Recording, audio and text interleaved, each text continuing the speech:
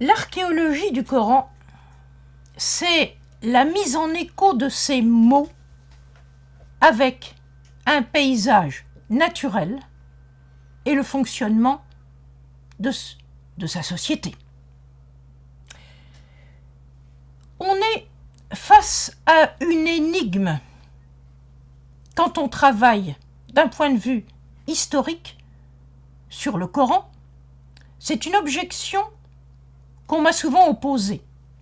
On me dit, mais quand vous travaillez sur le texte du Coran, où sont les preuves archéologiques que la Mecque a existé, que Mohammed est bien d'Arabie?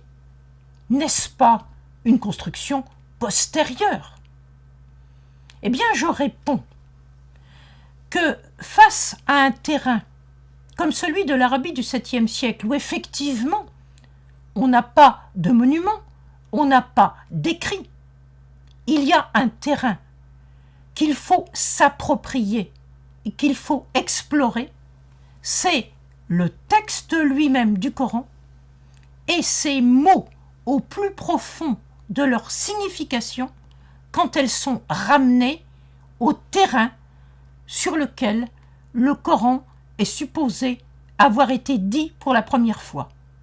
Or, la chance qu'on a en ce qui concerne l'Arabie du 7e siècle, même si aucune archive n'en remonte, même si aucun monument inscrit n'en remonte, c'est que les mots du Coran ont un écho très puissant dans les difficultés du Coran, dans la difficulté de la vie dans la société du Coran, les difficultés qui répondent à un milieu de vie particulièrement hostile du point de vue des conditions climatiques, du point de vue de l'économie, du point de vue de la société, parce qu'on est dans une société de survie. Et dans un tel cadre, eh bien, les mots ont un écho extrêmement puissant au terrain, et le terrain permet de déchiffrer l'implantation de ce texte dans cette société-là et pas dans une autre.